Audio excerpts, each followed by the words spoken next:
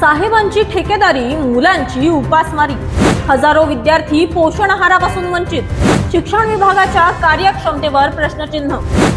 रायगड जिल्हा परिषदेच्या शाळांमध्ये 100% शालेय पोषण आहाराचा पुरवठा झाल्याचा शिक्षण विभागाकडून दावा केला गेला। मात्र हा दावा केला असतानाच पोषण आहार वाटप करणाऱ्या ठेकेदाराकडून मात्र जिल्ह्यात आतापर्यंत केवळ 30%च पोषण आहाराचं वाटप झाल्याची कबुली देण्यात आली। या कबुलीमुळे शिक्षण विभागाचा दावा अक्षरशः उघडा पडलाय। एका बाजूला कागदावर 100% पुरवठा झाल्याचं सांगायचं आणि दुसऱ्या बाजूला प्रत्यक्षात केवळ 30% वाटप झाल्याचं ठेकेदारानंच मान्य करायचं। हा प्रकार नेमका काय आहे, चला समजून घेऊयात। बघायला गेलं तर रायगड जिल्ह्यात जिल्हा परिषदेच्या तब्बल 2473 शाळा आहेत। त्यामुळे सुमारे 73,000 विद्यार्थ्यांना या योजनेचा लाभ मिळणं अपेक्षित आहे। मात्र प्रत्यक्ष पुरवठ्याची स्थिती अत्यंत विस्कळीत असल्याचं तालुकानिहाय आकडेवारीवरून दिसून येतंय। अलिबाग तालुक्यात जिल्हा परिषदेच्या 218 शाळा आहेत। त्यापैकी केवळ 67 शाळांमध्ये पोषण आहार पोहोचल्याचं समोर आलंय, तर उरलेल्या 151 शाळांमध्ये अद्यापही पोषण आहाराचा पुरवठाच झालेला नाहीये। रोहा तालुक्यात 249 जिल्हा परिषद शाळांपैकी केवळ 42 शाळांमध्ये पोषण आहार पोहोचलाय, तर तब्बल 207 शाळा अद्यापही पोषण आहाराच्या प्रतीक्षेत आहेत। सुधागडमध्ये 145 पैकी 62 शाळांमध्ये हा पुरवठा झालाय, तर 83 शाळांमध्ये तो झालेलाच नाहीये।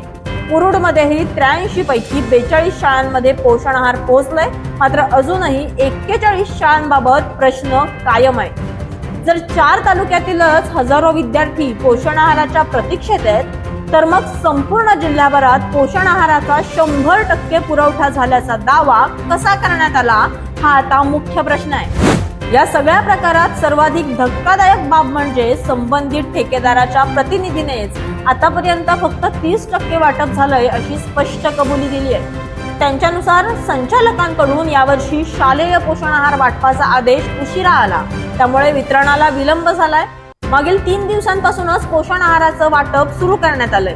अलिबागमध्ये मोठ्या प्रमाणात वाटप करण्यावर भर असून पुढील 10 दिवसात 100% वाटप करण्याचा प्रयत्न असल्याचं त्यांनी सांगितलं। पण जर असं असेल तर मग ठेकेदार स्वतः 30% वाटप झाल्याचं सांगत असताना प्राथमिक विभागाचे शिक्षण अधिकारी संजय नाईकडे यांनी 100% पोषण आहाराच्या पुरवठ्याचा दावा नेमका कोणत्या आधारावर केला? विद्यार्थ्यांच्या हक्काच्या पोषण आहाराच्या प्रश्नावर शिक्षण विभागाने वस्तुस्थिती मांडण्याऐवजी ठेकेदाराची बाजू घेण्याची घाई का केली? प्राथमिक विभागाचे शिक्षण अधिकारी संजय नाईकडे यांनी ठेकेदाराची ठेकेदारी करण्याचा ठेका घेतलाय का, असा सवाल आता रायगडकर विचारतायत। अशाच अनेक घटना आणि बातम्या जाणून घेण्यासाठी सबस्क्राईब करा आमचं YouTube चॅनल केवी न्यूज रायगड आणि कृषीवल न्यूज या इन्स्टा पेजला फॉलो करा।